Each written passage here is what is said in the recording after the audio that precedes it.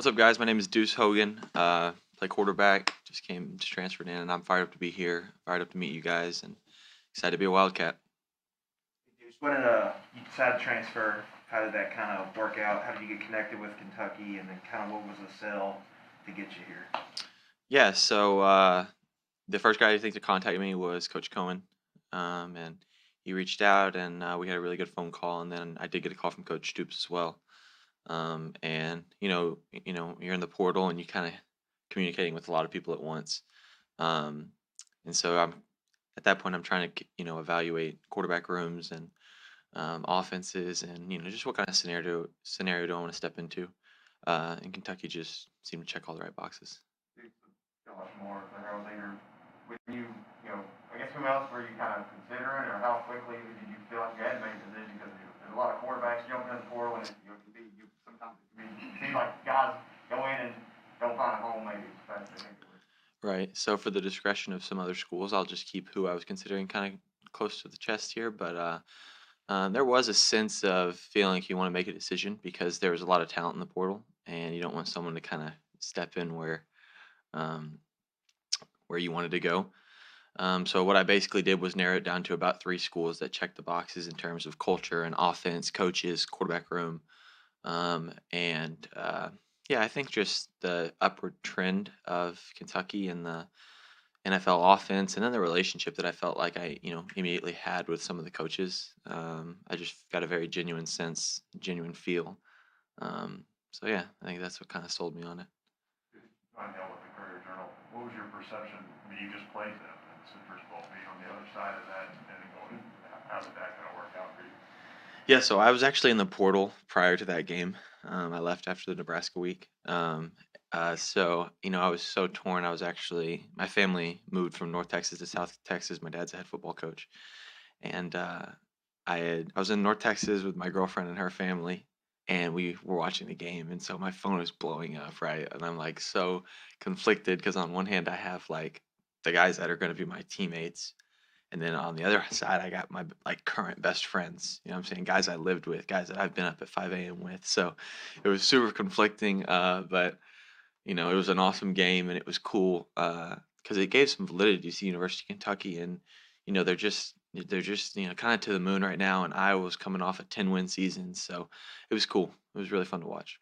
Nick Rouse here from KSR. I'm curious, how much heck have the new guys given you about beating Iowa last year?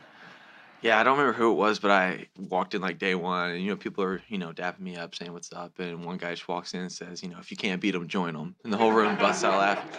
And I'm like, all right, like I get it, I understand, but they've been super cool, and like my defense mechanism is like I wasn't there technically, you know what I'm saying? I was already removed. But yeah, they've given me some crap, but I mean, it's almost warming, it'd be weird if I was the new guy and no one talked to me, but to like come in and get messed with, like it's almost like comforting. Look at KSR. You mentioned the NFL sale. Obviously, Liam Cohen came from the Rams. Rams are playing for the Super Bowl this weekend. How big of that selling point was that to have a coach that's has got that NFL experience and be able to play for somebody that's been at the highest of levels? Yeah, it was a really big deal. It was less someone that had actually been in the NFL I was looking for, as opposed to an offense that I knew would translate. I think is the best way I could put it. And it was really important. I would not step into a system that I didn't feel would translate or you know fit my abilities, my skill set.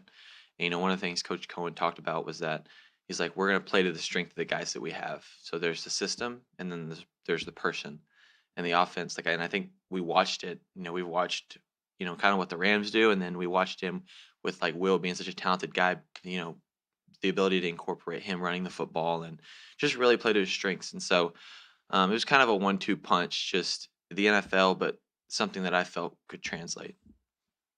Curious, you mentioned Will's skill set. He's not afraid to lower his shoulder, jump over some dudes. Are you gonna be jumping over any guys? Is that part Yeah, of it? no, probably not. No, I was watching tape with the GA, and we're watching this cut up, and he's teaching me like these pass progressions, 1, 2, 3. And Will's like 1, 2, just take off like Superman 360, flip over somebody. And he's like, "You gonna do that?" It's like, "I'll probably throw that one away." So the UK radio network. That's the rest of my face, such as it is. You mentioned culture. What do you mean by that? What were you looking for? What did you find? What do you think of what you found here? Yeah, so I think there's two sides to college football. I think there's a lot of programs that try to make, cookie cutter, like a factory where you're making a certain type of kid, and then there's other places where everyone just comes in as themselves, I guess I would say. And I think that there's been two different styles, and a lot of styles have both seen success. You know what I'm saying? And the thing that was so attractive about Kentucky is that everybody seemed really happy to be in the building.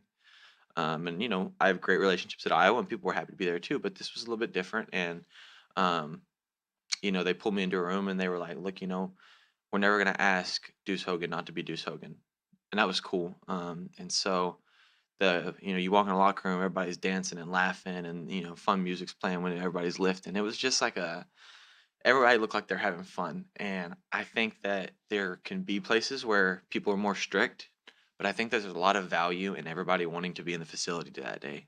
You know what I'm saying? Everybody waking up and wanting to go be with those coaches and wanting to go be in that weight room, because the facility is supposed to be a place where you get to chase your dreams with all your best friends. If it's used incorrectly, people can start to resent it. But at Kentucky, everybody loves being there, and that was super cool. Looking from the outside in. Starts with winning, though, doesn't it? Yeah, yeah, it's a big part of it. A winning culture, and obviously, recent success. But I think, you don't win without the right type of preparation and allowing everybody to be themselves.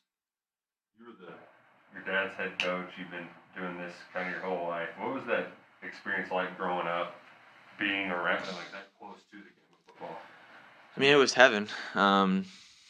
Texas football. Dad's a head football coach. Whole town shuts down on Friday night type deal. School I grew up with, our mascot was the Lions, and like until you're a Lion, you're a Cub, right? So everybody's like in the Cub club, and like you live and die for Lion football. So I wouldn't go back and change a thing about how I was raised. There was never a time where I felt like, oh, it's too much. And then right before my going into my freshman year, we had a really talented kid that ended up going to play at San Diego State, transfer out. And so I kind of stepped into the starting quarterback role as a freshman because there was no one ahead of me, and we won the first state title in school's history, and it was it was to the moon from there. How's dealing with that pressure, with all that comes with the Cub Club and being the coach's son and having to fill in for such a big role? For me, it was fun. I think that pressure is something that I guess the best way to put it is that you can't see it, you can't touch it, you can't feel it. It's just this word that people describe. And like anytime that someone talks about it, at least in conversation with me, it's like I'm like chasing my dreams. Like there's millions of people that would be able to snap their fingers and switch with me. They would kill for that. Like it's an opportunity. If you mess up and you go on with your life. But for me, I've never seen pressure as something that gets my heart rate too high. And like every time that I stepped out in a Faith Lions jersey, like it was awesome. It was my dream. It wasn't a pressure scenario. When your first recruitment going to Iowa to now, you're going through the transfer portal and stuff. How do you think you've grown? What did you learn, so far in your time as a college athlete? Um, I'm a different man than I was when I came out of high school. Um, in the sense that I've 18 months ish that I've had to wake myself up at 5 a.m. and I moved 16 hours from home and kind of cut the umbilical cord is the best way I could say it. You just learn to do your own thing. I was paying my own rent, and I'm responsible for myself for the first time, and luckily I come from an unbelievable family with a great mom and dad, so I was taken care of, not necessarily babied, but there's a transition from boy to man.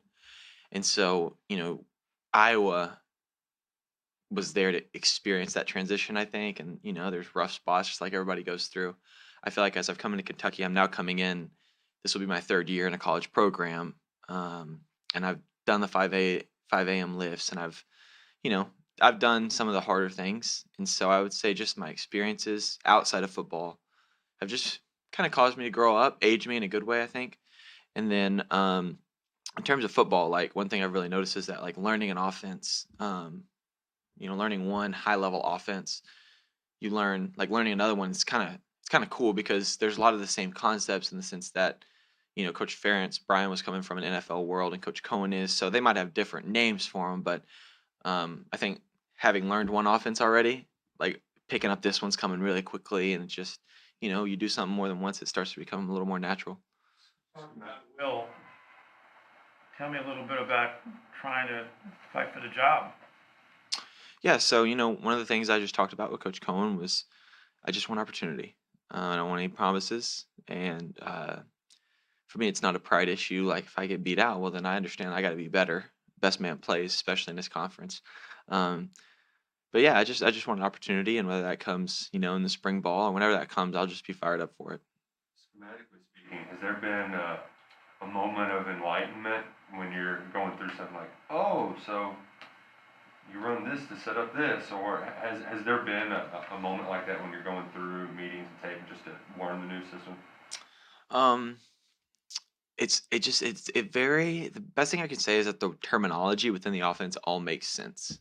So they use words that trigger, okay, makes you think of this concept. And so I don't think there's been a real big light bulb. I just think that it's come pretty naturally, and they have a great way of installing it and keeping it. You never feel overwhelmed. It's like you learn a couple concepts, learn a couple coverages, whatever, and then you get out, relax, enjoy your day type deal. And so, as a result, I'm the one that's like banging the door down to try to get in the film room, and I never feel overloaded. I feel like every time I'm taught something, I can grasp it. Last question. Listen, We got it. In this world of the transfer portal, how important is it to see what Kentucky did with their transfers last year? I mean, Will and Wandell and all those guys succeeding. How attractive is that to guys now? That's a really big deal. And I think that it kind of shows that they will give whoever an opportunity. And I'm all about loyalty. Like you recruit a kid and, that kid's family, and, it's awesome to give the guy that you recruit an opportunity. On the other side of it, there is a business aspect to this whole thing, as everybody knows. And so to see guys come in and um, be able to make an instant impact is very attractive. Thank you, Deuce. Appreciate you.